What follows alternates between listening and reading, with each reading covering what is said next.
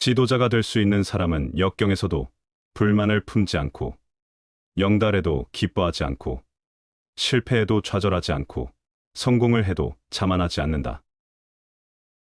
성인의 도에 통달한 자는 곤궁하면 그 곤궁을 즐기고 처지가 뜻대로 되면 그것 또한 즐긴다. 사람이 아는 바는 모르는 것보다 아주 적음으로 사는 시간은 살지 않는 시간에 비교가 안 될 만큼 짧다. 이 지극히 작은 존재가 지극히 큰 범위의 것을 다 알려고 하기 때문에 혼란에 빠져 도를 깨닫지 못하는 것이다. 하루라도 의식적으로 선을 생각하지 않으면 많은 악들이 생겨난다. 사람을 판단하는 데는 그 사람의 평판을 듣는 것보다 그 사람을 만나보는 것이 더욱 확실한 것이다. 크게 어려운 일을 당해도 두려워하지 않는 것은 성인의 용기이다. 세상 사람들은 유용한 것의 쓰임은 알면서도 무용한 것의 쓰임은 모른다. 돈에 집착하지 않는 자는 비난을 받게 되어 있다. 권력에 집착하는 자는 스스로 망하게 되어 있다. 무의도식하는 자는 방황하게 되어 있다. 안락한 생활에 익숙해져 있는 자는 고생을 하게 되어 있다. 이 얼마나 힘든 세상인가. 사람이 배우지 않는 것은 재주 없이 하늘에 오르려는 것과 같고, 배워서 널리 알게 되는 것은 구름을 헤치고 푸른 하늘을 보는 것과 같으며, 높은 산에 올라 사방의 바다를 바라보는 것과 같다. 귀로 듣지 말고 마음으로 들어라. 군자의 사귐은 맑기가 물과 같고 소인의 사귐은 달기가 단술과 같다. 군자는 담백하지만 그 사귐이 친밀하고, 소인은 달콤하지만 그 사귐이 끊어집니다. 대개 아무런 이유 없이 만나 사귀는 관계 또한 아무런 이유 없이 헤어지게 마련입니다. 아버지가 자기의 아들 중매를 하지 않음은 아버지가 자기 자식을 칭찬하는 것보다 다른 사람이 칭찬하는 것이 더욱 효과가 있기 때문이다. 합쳐놓은 것은 곧 떨어질 것이고, 성취한 것은 곧 퇴락할 것이다. 정직함은 그 단단한 모서리가 무뎌질 것이고, 존경받으면 곧 비난도 받을 것이다. 무언가를 하면 놓치는 것이 꼭 있을 것이다. 탐욕스러운 자는 재산이 쌓이지 않으면 근심하며, 교만한 사람은 권세가 늘어나지 않으면 슬퍼한다. 형제는 수족과 같고 부부는 의복과 같다. 의복이 떨어졌을 때에는 새 것으로 갈아입을 수 있지만 수족이 잘리면 입기가 어렵다. 너무 재주가 많은 자는 수고가 많고, 너무 영리한 자는 쓸데없는 걱정으로 고생이 많다. 부모를 공경하는 효행은 쉬우나 부모를 사랑하는 효행은 어렵다. 작은 주머니에 큰 것을 넣을 수가 없다. 짧은 두레박줄로서는 깊은 우물의 물을 퍼올릴 수가 없다. 이처럼 그릇이 작은 사람은 큰 일을 할 수가 없는 것이다. 마음보다 더 잔인한 무기는 없다. 뱁새가 숲속의 둥지를 튼다 한들 나뭇가지 하나면 족하고, 두더지가 강물을 마신다 한들 그 작은 배를 채우는 데 불과하다. 뛰어난 언변은 말로 풀어서 이야기할 수 없으며, 참된 이는 인이라 하지 않는다. 자기 자신을 잃을 정도로 명성을 쫓는 자는 선비가 아니다. 하늘이 정해준 때에 안주하고 운명에 따르면 슬픔이나 기쁨에 일희일비하지 않는다. 스스로 남보다 못하다고 여기는 사람은 타인의 마음에 도달할 수 있다. 바다는 시냇물이든 강물이든 흘러 들어오는 물을 사양하지 않는다. 아름다운 여인은 스스로 아름답다고 교만하여 아름답게 여겨지지 않으며, 못생긴 여인은 스스로 못났다고 겸손하여 못났다고 여겨지지 않는다. 아름답고 좋은 일을 이루는 데에는 오랜 시간이 걸리는 것이다. 나쁜 일이란 그것을 고칠 여유도 없이 곧 다가오는 것이다. 친해지려면 오랜 시일이 걸리는 것이나, 친한 사이가 헤어지는 것은 순식간이다. 아무리 작은 일이라 해도 하지 않으면 이루지 못하고, 아무리 어진 자식이라 해도 가르치지 않으면 현명하지 않다. 노력과 배움, 이것 없이는 인생을 밝힐 수 없다. 알맞으면 복이 되고 너무 많으면 해가 되나니, 세상에 그렇지 않은 것이 없거니와 재물에 있어서는 더욱 그것이 심하다. 있을 수 없는 일을 있다고 하는 것은 오늘 월나라에서 온 자가 어제 여기에 왔다고 하는 것과 같은 것이다.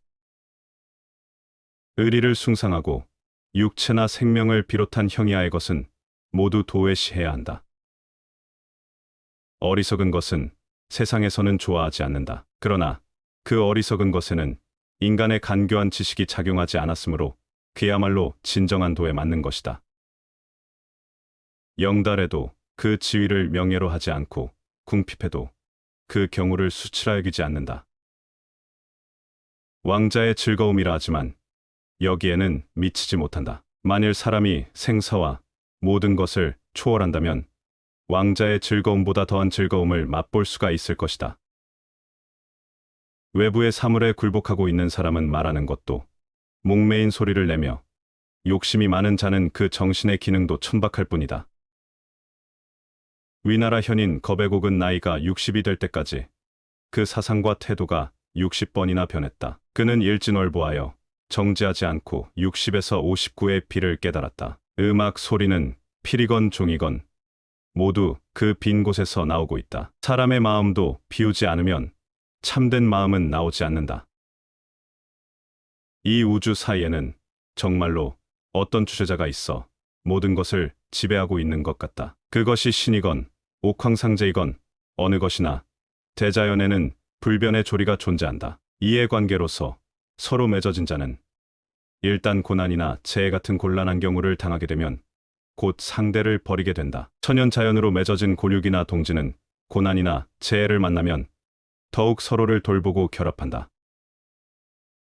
인간의 시비는 끝이 없다. 좁은 연못의 개구리에게 바다를 이야기할 수 없고 여름 한철 사는 벌레에게 얼음을 말할 수 없다. 어떤 것이라도 그 보는 처지에 따라서 이럴 수도 있고 저럴 수도 있다. 시비나 선악의 의로는 있어도 처지를 바꿔보면 시는 비가 되고 비는 시가 된다. 인이라는 것은 옛날 성왕의 나그네 길의 여인숙 같은 것이다. 일시적인 것이지 영구한 것은 아니다. 공맹의 가르침에서 인의 지도는 어느 때거나 통하는 것이라고 하고 있으나 모장에서 볼 때에는 그것은 일시적인 여인숙 같은 것이지 통하는 것은 아니다. 인정으로서 어버이를 잊어버릴 수는 없는 것이나 잊어버리고자 하면 잊어버릴 수는 있다. 그러나 어버이가 나를 잊어버리게 할 수는 없다. 자식이 어버이를 생각하는 정보다 어버이가 자식을 생각하는 정이 훨씬 깊고 크다. 일정한 형식이나 도덕의 틀을 벗어난 행동을 한다. 번거로운 세속의 예절이나 이런 것을 전부 던져버리고 돌보지 않고 세속 밖에서 무의에 몸을 맡기는 것이 좋다. 공자가 한 말이라고 장자가 인용한 것. 입술이 없어지면 입술에 가까이 있는 이가 시리다. 입술과 이는 별개의 것이지만 관계가 깊다. 세상에는 얼른 보기에는 아무 관계가 없는 것 같지만 불가분으로 연관되는 것이 있다는 말이다. 위에 앉은 관리는 단지 높이 뻗어 있는 나뭇가지처럼 높이 앉아 있을 뿐 별반 일은 없고 명리도 바라지 않고 백성은 들에서 논의는 사슴처럼 불평도 없이 유유자적하고 있다. 이런 것이 노장의 이상적인 사회이다. 유능한 것은 물론 좋은 것이다. 그러나 그 능력이 오히려 살아가는데 괴로움을 가지고 오는 수도 있다. 쓸모 있는 나무는 벌채되어 죽게 되고 쓸모없는 나무는 자연대로 천수를 다하게 된다. 능력 없는 자는 세상에서 기대되는 바도 없으니 따라서 평온무사하게 인생을 살아갈 수가 있는 것이다. 익숙한 요리사라도 1년에 한 번은 칼을 바꾼다. 서투른 요리사는 말할 것 없이 한 달에 한 번은 바꾼다. 그러나 나는 칼을 쓰는데 무리하지 않기 때문에 19년을 쓰고 있어도 아직 새 것이다. 초나라에 갔을 때 길가에서 해골을 만났다. 그래서 해골에게 너는 생전에 어떤 죄를 짓고 죽었는가? 몹쓸 병에라도 걸려서 죽었는가 하고 해골을 불쌍하게 여겨서 물었다. 해골은 무슨 말을 하는 거요? 당신들은 죽은 자의 즐거움을 아직 모르는 거요. 죽은 자에게는 군신의 관계도 없고 추나 추동의 변화도 없소. 남면왕자 한 왕의 즐거움도 여기에 미치지 못할 것이오 하고 장자를 타일렀다고 한다. 양생의 도는 마치 양을 칠 때처럼 자기의 뒤떨어지고 부족한 부분을 잘 알고 그것을 보충하는 일이다. 양을 치는 사람은 항상 무리에서 가장 뒤에 떨어져 처지는 양에게 매질을 하여 낙오되지 않게 한다. 사람의 양생도 이와 같으며 옛날에 어떤 자가 보통으로 양생을 하고 있었으나 불행하게도 호랑이에게 물려서 죽었다. 또 어떤 자는 호랑이가 있는 위험한 곳에는 가지도 않고 조심했으나 열병에 걸려서 죽었다. 이것은 어느 것이나 어떤 점에서는 조심했으나 자기의 결점을 보충하는 것을 잊고 있었기 때문이다.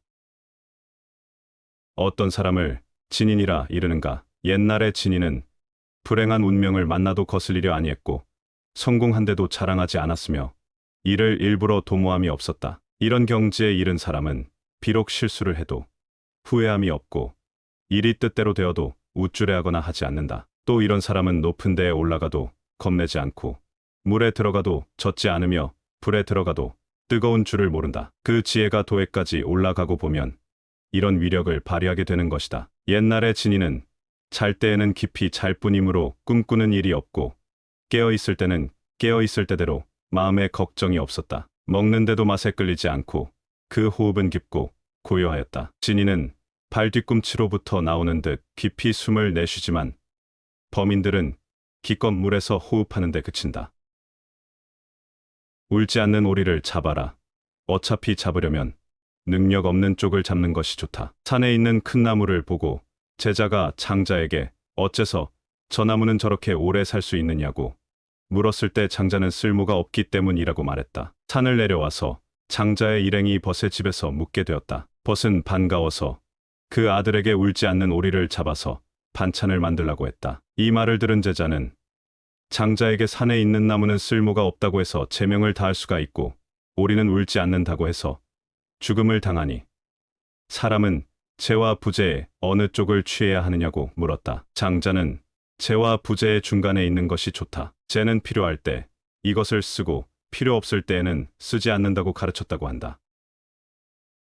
이것은 활을 쏘는 데에만 집착하면 활 쏘는 것에 불과할 뿐 불사의 산은 아니다. 활을 쏘는 것을 의식하고 쏘는 활은 정말로 쏘는 것이 아니다. 여러구가 백혼무인에게 자기의 활솜씨를 자랑했다. 백혼무인은 당신의 활은 쏘기 위한 활이고 쏘지 않고도 목적을 이룰 수 있는 정말의 사도는 이르지 못했다. 그 증거로 내가 말하는 장소에서 활을 쏘아보라고 여러구를 데리고 높은 산 바위 위로 올라가 여러구를 세우고 활을 쏘게 했다. 여러구는 그 곳이 너무 높아서 몸이 떨려서 활을 쏠 수가 없었다. 즉 정말로 활의 다리는 어떤 경우이거나 활을 쏜다는 것을 의식하지 않고 항상 무위의 상태에서 활을 쏘는 것이다. 선행을 쌓더라도 명성을 얻을 정도로는 하지 말고 악행을 저지르더라도 위법적인 죄가 될 정도로는 하지 말아야 한다. 항상 중용을 지키고 산다면 일생을 무사히 보낼 수 있다. 생을 존중하는 사람은 비록 부귀에도 살기 위해 몸을 상하는 일이 없고 비록 빈천에도 살이를 위해 몸에 누를 끼치는 일이 없다. 그런데 요즘 세상 사람들은 고관대작에 있으면 그 지위를 잃을까 걱정하고 이권을 보면 경솔이 날뛰어 몸을 망치고 있다. 이름이라는 것은 손님이다. 이름과 실은 주인과 손님의 관계에 있다. 손님만 있고 주인이 없어도 안 되는 것 같이 이름만 있고 실을 갖추지 않는 것은 아무 소용이 없다. 수많은 작은 실수가 커다란 성공을 이끌어내는 법이다.